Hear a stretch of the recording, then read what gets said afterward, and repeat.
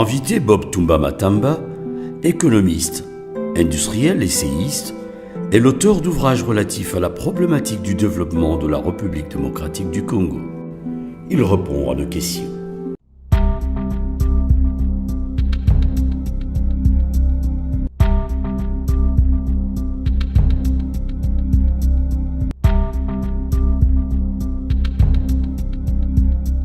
La préoccupation relève d'un choc intellectuel. Ayant une formation d'économiste et vivant d'économie dans le quotidien, on ne peut pas ne pas être choqué par le paradoxe qui consiste à vivre dans un paradis sur terre, un pays potentiellement très riche, mais factuellement très pauvre. On ne peut pas ne pas s'interroger, surtout si on a les instruments intellectuels, académiques que nous avons, on ne peut pas ne pas s'interroger sur les causes lointaines et immédiates de cette pauvreté lancinante et chercher les solutions pour résoudre les problèmes que l'on trouve. Et j'ai passé mon temps, je ne dirai pas ma vie parce qu'elle est encore longue, j'ai passé mon temps à scruter, ausculter, analyser, inventorier les matériaux qui font que sur 60 ans, sur 6 décennies, depuis que nous sommes indépendants, on ne parvient pas à décoller, alors qu'il y a d'autres pays en Afrique, des pays noirs qui décollent. Pourquoi nous, on ne décolle pas? On ne peut pas ne pas être inquiet devant cette réalité.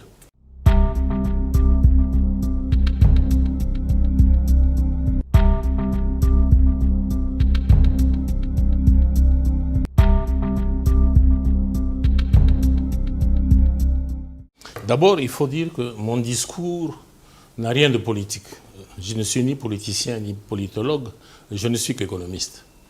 Et les échecs que nous allons énumérer ne relèvent pas d'un régime, d'un président, d'un premier ministre, d'un ministre de l'économie ou de l'industrie, mais de toutes les générations qui se sont succédées au pouvoir depuis 1960. C'est comme un péché originel. C'est une faute, un péché intergénérationnel. Personne ne peut dire non, c'est la faute à tel et pas à moi, mais nous vivons dans un échec, même conceptuel du développement, depuis 6 décennies. Et si on ne change pas d'esprit, parce qu'on ne peut se développer que si on a un esprit de développement, nous n'avons pas les structures mentales des gens qui cherchent à se développer.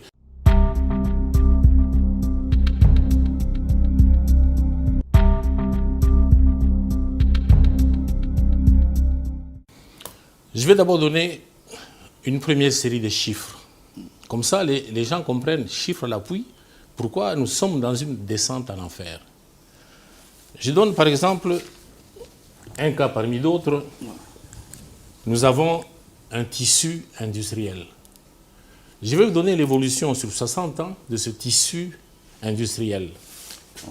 En 1960, nous avions 6500 industries recensées au niveau de l'économie nationale. En 1980, il ne restait plus que 1800 industries dans le pays. En l'an 2000, nous n'avions plus que 110 unités industrielles au pays. Et d'après la BAD, la Banque africaine de développement, aujourd'hui, en 2019, il n'y a que 95 industries recensées dans le pays. Vous voyez la chute de 6500 à 95. Si on fait un graphique des coordonnées, vous auriez une courbe qui fait ceci, qui montre une descente aux enfers, de 6000 à moins de 100. L'Afrique n'est pas monolithique. Il ne faut pas croire que tous les pays africains connaissent la même évolution. Il y a des pays qui décollent.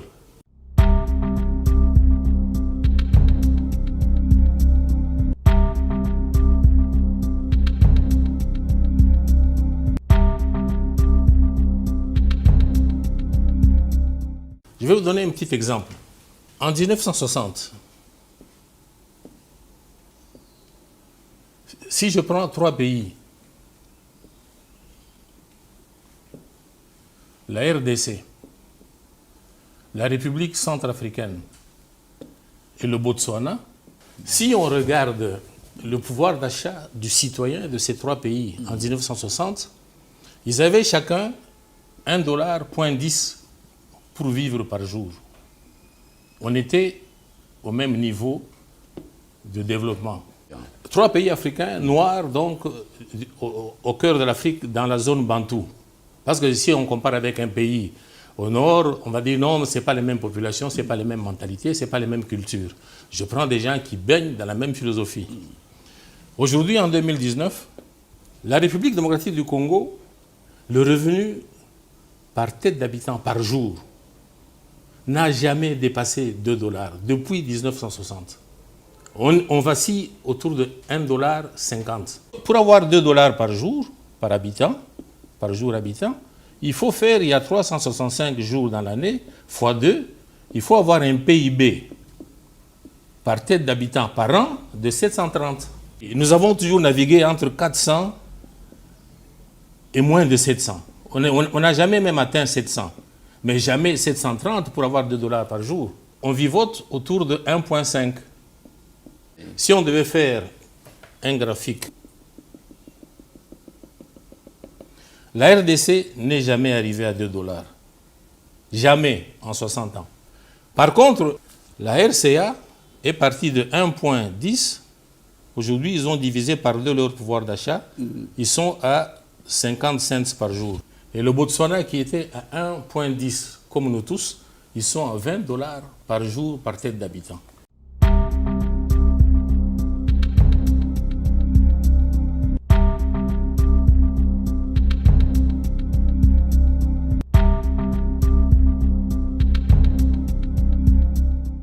Ce miracle, c'est très simple. C'est un pays très pauvre, désertique, agricole. Ils n'ont eu que le diamant après l'indépendance en 1966. Ils étaient indépendants en 1966.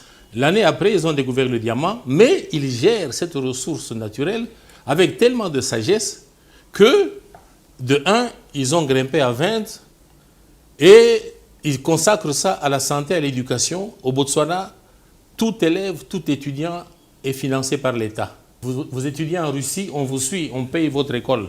Il n'y a pas un Botswanais, nulle part au monde, qui paye ses études. C'est l'État qui vous poursuit, qui paye.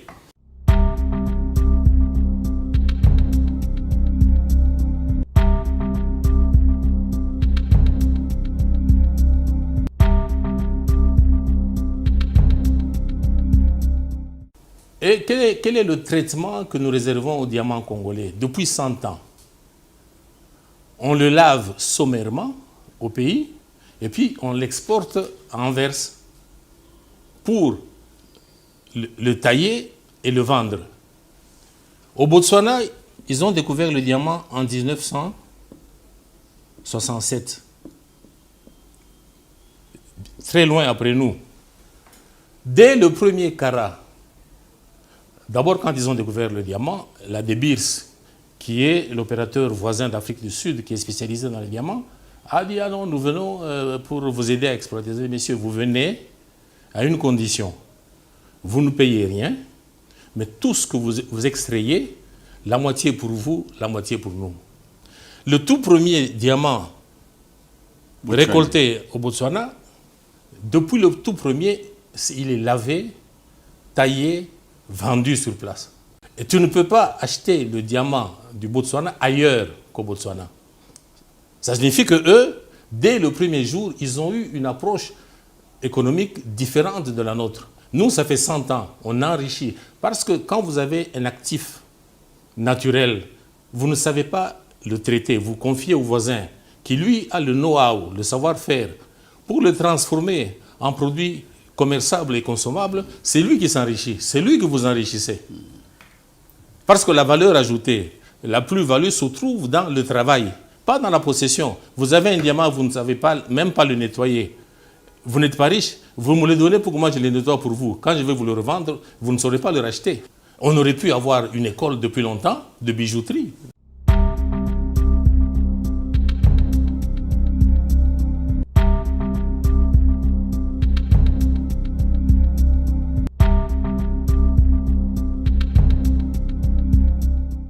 je vais prendre les chiffres de la balance des paiements extérieurs pour vous montrer comment nous régressions au lieu de progresser.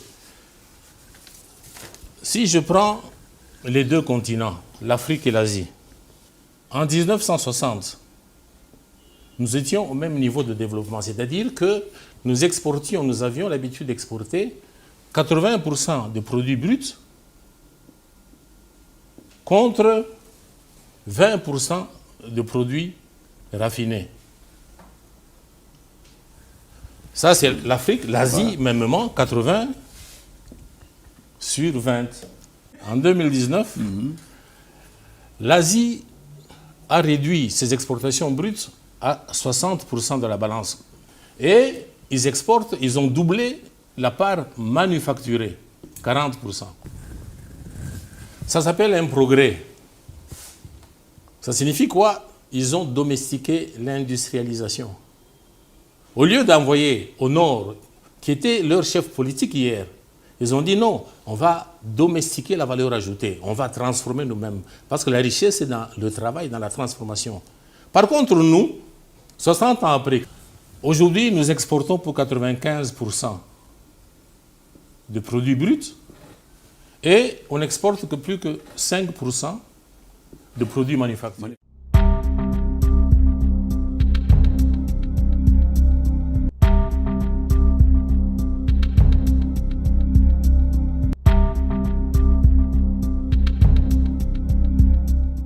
Ce qui est grave, c'est que quand on faisait 80-20, on avait comme patron les Belges. On a eu l'indépendance politique en 60. Maintenant, c'est nous qui dirigeons le pays. Mais on fait des chiffres moins beaux. Je m'explique autrement. Le cuivre. À l'époque coloniale, une partie du cuivre, une partie des lingots était travaillée sur place au pays. Vous aviez à Lubumbashi Metal 4, vous aviez Fondaf, Fonderie africaine. À Kinshasa, vous aviez Trefilkin, qui produisait des bobines de cuivre, Trefilkin. Vous aviez Sogalkin pour la métallurgie d'acier, Sogalkin. Vous aviez Kameza, câblerie métallique du Zaïre. Toutes ces sociétés disparues. Et tout le cuivre est exporté. Donc avec les Belges, une partie était traitée sur place.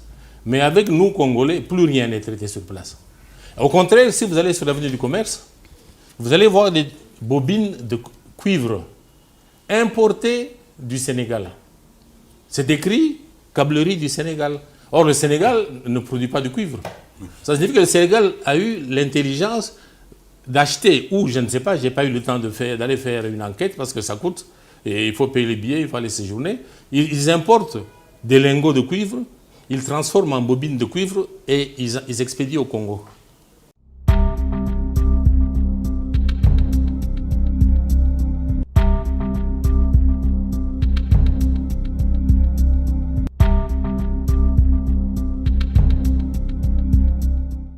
Au niveau de la Banque mondiale, du Fonds monétaire international, donc de toutes les institutions de Bretton Woods, il y a un classement des pays. On commence par les pays développés, et puis il y a les pays émergents, et puis il y a les pays en voie de développement, et les PMA, les pays moins avancés. Pays moins avancés, c'est, comment dire, un terme poli pour ne pas dire des pays qui stagnent, des pays qui ne parviennent même pas à se suffire à eux-mêmes. Il faut une perfusion permanente. Donc ça signifie que ce sont des pays, sans la perfusion internationale, ils ne pourront même plus tenir comme pays. Et vous allez voir que notre pays, depuis 1960 jusqu'à aujourd'hui, est classé PMA. Il n'a jamais été un pays en voie de développement aux yeux des institutions de Bretton Woods. Il y a 47 pays dans le PMA. Sur les 47 pays, 34 sont concentrés en Afrique. Et en Amérique latine, il n'y a qu'un pays, c'est Haïti, dans toute l'Amérique. Mais regardez la tâche ici, dans la communauté bantoue, c'est là où se concentrent les pays qui ne parviennent pas à décoller. En Asie, il y a quelques-uns, mais le gros est là. Mais, fort heureusement, j'ai dit que l'Afrique n'est pas monolithique. Il y a quelques pays dans le golfe de Guinée qui font des efforts pour aller vers l'émergence. Il y a 9 pays dans le golfe de Guinée, à part les 2 petits pays qui ont une taille qui n'est pas critique, le Togo et le Bénin, mais tous ces pays, en commençant par le Congo-Brazza, comme on dit Congo-Mokeza, Congo-Monene, le Congo-Brazza est un pays en voie de développement. Nous sommes un pays en voie de sous-développement.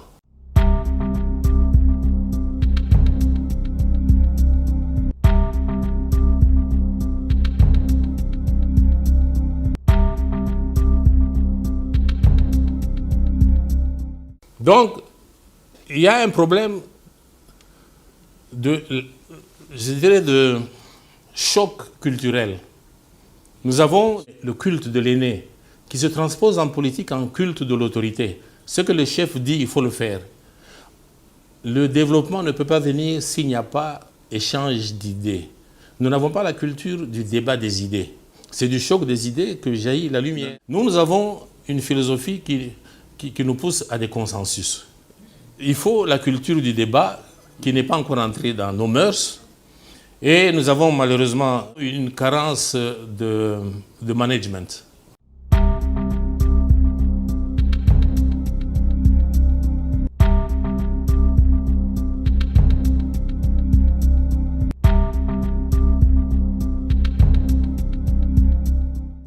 Je ne rentre pas dans les considérations politiques. Moi, je fais un constat économique. On a perdu 60 ans et rien ne nous dit que dans les 60 ans à venir, on va changer. Rien ne nous dit. S'il n'y a pas un électrochoc, on va, dans 60 ans, être encore sous-développé. Et il n'y a pas de pitié en matière d'économie. Il n'y a pas de pitié. Ou vous êtes responsable ou vous ne l'êtes pas.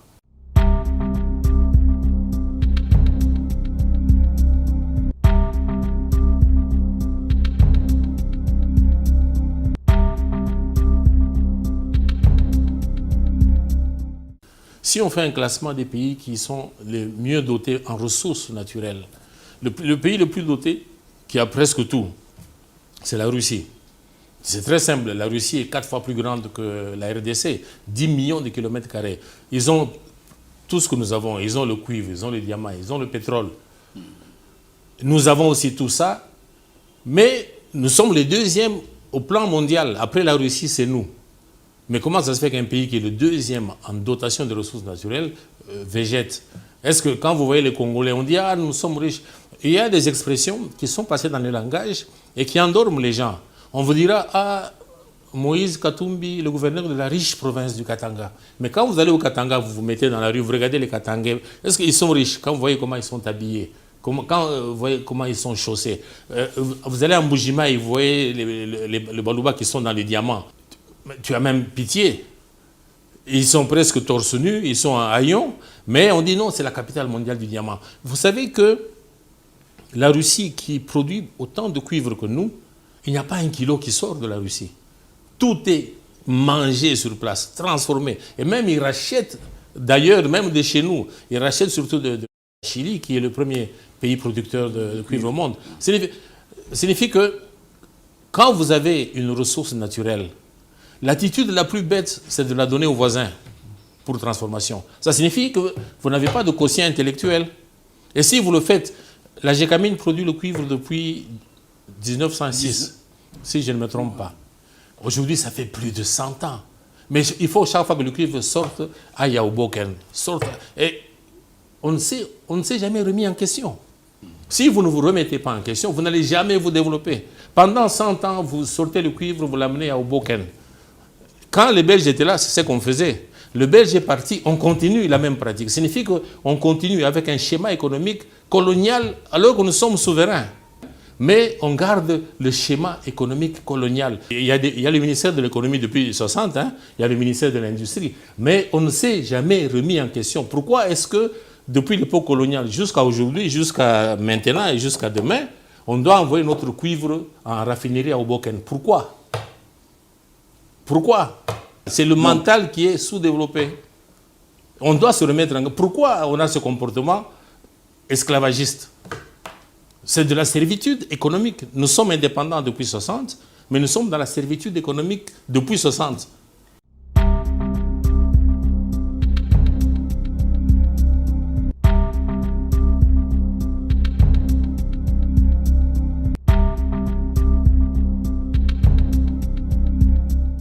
On ne peut pas dormir tranquille quand on a les instruments pour comprendre les causes lointaines et immédiates du sous-développement. On ne peut pas ne pas être choqué. Amis de température économique, le deuxième épisode de notre série Écho, interrogation sur le développement du Congo, la semaine prochaine.